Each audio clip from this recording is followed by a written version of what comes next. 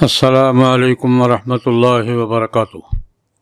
الحمدللہ رب العالمین والصلاة والسلام علی سید الرسل وخاتم النبیین وعلی آلہ واصحابہ واتباعہ اجمعین۔ میں آج دو خبروں کے حوالے سے مختصر گفتگو کرنا چاہوں گا۔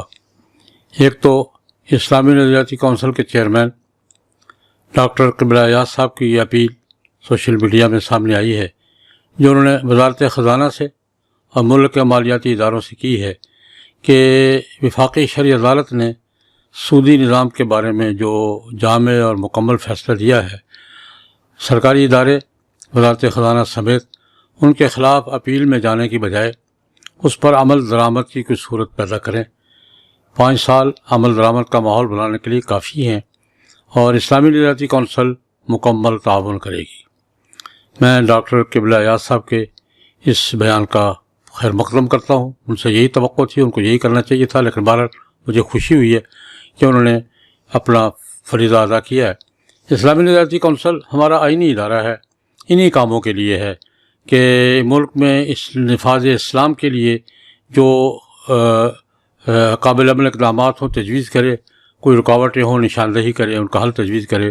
تو اس پس منظر میں ڈاکٹر قبلہ ایاز صاحب کی اس اپیل کی تائید کرتے ہوئے میں ملک کے تمام مالیاتی اداروں سے اور تمام متعلقہ لوگوں سے جن سے بھی کسی ایسی بات کی توقع ہو سکتی ہے کہ وہ اس فیصلے میں مزید تاخیر پیدا کرنے کے لیے، رکاوٹیں پیدا کرنے کے لیے اپیل میں جائیں گے، ان سے خدا کے نام پر خدا کے واسطے سے اپیل کرتا ہوں۔ بہت دیر ہو چکی ہے، پاکستان بنتے ہی یہ سودی نظام ختم ہو جانا چاہیے تھا اور قائد اعظم رحمۃ اللہ علیہ نے یہی کہا تھا۔ اس کے بعد 56 کے آئین میں، 62 کے آئین میں، 73 کے آئین میں واضح طور پر گارنٹی دی گئی ہے اور عدالتیں گزشتہ 30 برس میں متعدد بار فیصلہ دے چکی ہیں، لیکن اس کو ٹالا جا رہا ہے اور اس ٹالنے کا نتیجہ ہے۔ دیکھیے قرآن پاک کا ارشاد ہے، من اعرض عن ذکری فإن له معیشة ضنکا۔ اللہ پاک کہتے ہیں جس نے میرے احکام سے اعراض کیا میں اس کی معیشت کو تنگ کر دوں گا۔ اس کا عملی نمونہ آج ہم دیکھ رہے ہیں۔ ہم نے شریعت کے احکام سے اعراض کیا، سودی نظام کو قائم رکھا، آج اس کا نتیجہ ہم بھگت رہے ہیں۔ اللہ پاک ہمارے حال پہ رحم فرمائے۔ ہم معیشت ضنکا کے سخت ترین بحران سے دوچار ہو گئے ہیں۔ آج ہمارے لیے اپنی قومی معیشت کو سنبھالنا مشکل سے مشکل تر ہوتا جا رہا ہے اور اس کی بنیادی وجہ سود ہے۔ یہ محض عقیدت کی بات نہیں، واقعات کی بات ہے، تجربات کی بات ہے کہ ہماری موجودہ معیشت کے اور معاشی بحران کے اور معیشت کی تنگی کے اسباب میں سب سے بڑا سبب سود ہے۔ ہمیں بالآخر اس معیشت سے نجات حاصل کرنی ہوگی، سود سے نجات حاصل کرنی ہوگی، اور وہ وفاقی شرعی عدالت کے فیصلے پر عمل کا ماحول پیدا کرنے میں ہے، رکاوٹیں پیدا کرنے میں نہیں ہے۔ دوسری، موجودہ معاشی صورتحال جو ہے، اس میں وزیر اعظم شہباز شریف صاحب نے ایک تو یہ کہ کفایت شعاری کی بات کی ہے، اور ایک جملہ میں نے یہ بھی پڑھا ہے کہ اب اشرافیہ کو قربانی دینی ہوگی، عوام سے بہت قربانی لی جا چکی ہے۔ یہ بات بھی اچھی ہے اگر یہ احساس پیدا ہو گیا ہے۔ اصل بات یہ ہے ہمارے ہاں وسائل کی کمی نہیں ہے، وسائل کی تقسیم غلط ہے، شروع سے غلط ہے۔ ہم نے نوآبادیاتی دور میں وسائل کی تقسیم کا جو نظم اختیار کیا تھا، ہم اس کو نہیں چھوڑ سکے اور اس کا نتیجہ بھگت رہے ہیں۔ وسائل کی تقسیم کے اصول کیا ہے؟ حالات کے مطابق میں اس پر ایک تاریخی واقعہ عرض کرنا چاہوں گا۔ جناب نبی کریم صلی اللہ علیہ وسلم کے وصال کے بعد سیدنا حضرت صدیق اکبر رضی اللہ عنہ نے خلافت سنبھالی۔ مسلمانوں کے متفقہ خلیفہ اول وہ ہیں۔ ان کے دور میں جو ابتدائی مسائل پیش آئے، ان میں ایک بڑا مسئلہ یہ تھا، امام ابو یوسف رحمۃ اللہ علیہ نے کتاب الخراج میں تفصیل کے ساتھ ذکر کیا ہے، امام ابو عبید نے کتاب الاموال میں تفصیل کے ساتھ ذکر کیا ہے کہ بحرین سے مال آیا۔ جناب نبی کریم صلی اللہ علیہ وسلم تو خود پیغمبر تھے، خود اتھارٹی تھے، خود حکم تھے، وہ کوئی ضرورت نہیں تھی، وہ جس طرح آپ یہ ثوابدید پہ تقسیم کرتے تھے وہی قانون تھا۔ لیکن حضرت صدیق اکبر رضی اللہ عنہ کو ضرورت پیش آئی کہ مال کو لوگوں میں تقسیم کرنا ہے تو اس کا اصول کیا ہونا چاہیے۔ شورا کی میٹنگ بلائی، جو اس وقت مشاورت کے لوگ تھے، بلایا اور یہ مسئلہ پیش کیا کہ تقسیم کا اصول کیا ہونا چاہیے۔ حضرت عمر رضی اللہ تعالیٰ عنہ ہمارے بڑے ہیں، حضرت صدیق اکبر کے بعد وہی سب سے بڑے ہیں، انہوں نے کہا کہ جو درجات کی ترتیب ہے نا، اس کے مطابق تقسیم وظائف کا اصول طے کرنا چاہیے۔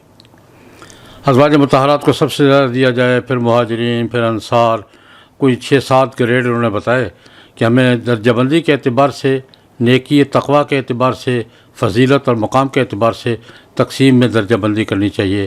حضرت صدیق اکبر رضی اللہ عنہ نے یہ بات ماننے سے انکار کر دیا۔ جملہ ان کا یہ ہے، ھذہ معاش فالاسوۃ فیہ خیر من الاسرہ، یہ معیشت ہے، حقوق کی بات ہے، یہاں برابری ترجیح سے بہتر ہے، میں ترجیحات قائم نہیں کروں گا، برابری کی بنیاد پر تقسیم کروں گا۔ چنانچہ حضرت صدیق اکبر رضی اللہ عنہ نے 2 سال 2.5 سال جو ملے، وظائف بالکل برابری کی بنیاد پر دیے کہ سب کا برابر حق ہے، بھائی سب تمام شہریوں کا برابر حق ہے، تو برابری کی بنیاد پر وظائف تقسیم کیے۔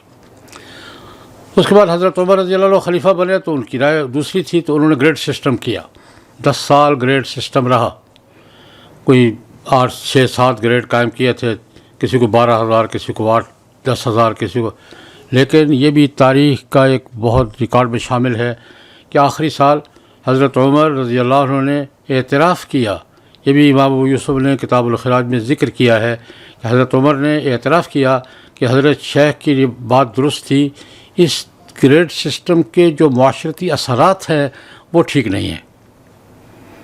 گریڈ سسٹم معاشرے کی تقسیم کا باعث بنتا ہے، طبقاتی تقسیم اس وقت جو تھی، مجھے نتیجے سے پتہ چلا ہے کہ حضرت شیخ کی رائے ٹھیک تھی کہ سرکاری وسائل ترجیحات کی بنیاد پر نہیں، ضرورت کی بنیاد پر اور مساوات کی بنیاد پر تقسیم ہونی چاہیے۔ اس لیے اگلے سال میں پرانے ان اصول پہ واپس جاؤں گا، یہ حضرت عمر نے کہا، اور لیکن اگلا سال پھر اس سے پہلے شہید ہو گئے۔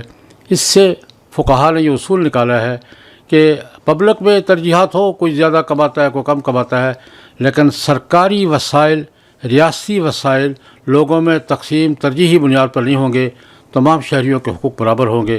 آج اگر ہم اس اصول کو اپنا لیں اور یہ طبقاتی تقسیم بالخصوص معیشت کے میدان میں جو ہم نے قائم کر رکھی ہے، اس پہ نظر ثانی کریں۔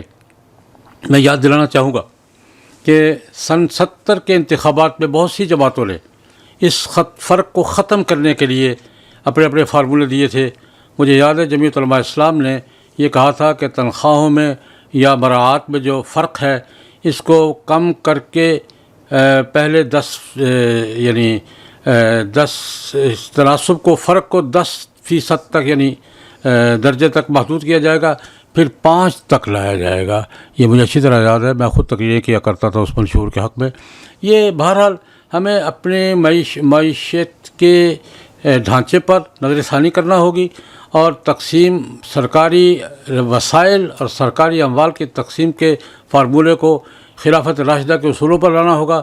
اس کے بغیر ہم ملک کی معیشت کو سیدھے راستے پر نہیں ڈال سکتے۔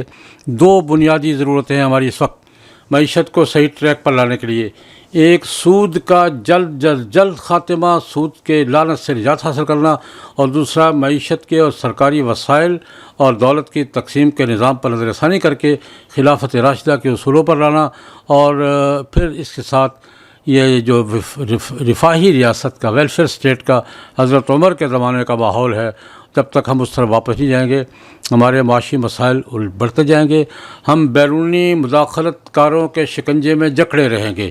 ان سے نجات کے ذریعے یہ ہے، اللہ پاک ہمیں مہربانی فرمائیں ہم پر، ہمیں سیدھے راستے پر چلائیں، اور ہمیں اپنے اس نازک ترین مرحلے پر ہمیں صحیح رخ پر فیصلے کرنے کی توفیق عطا فرمائیں۔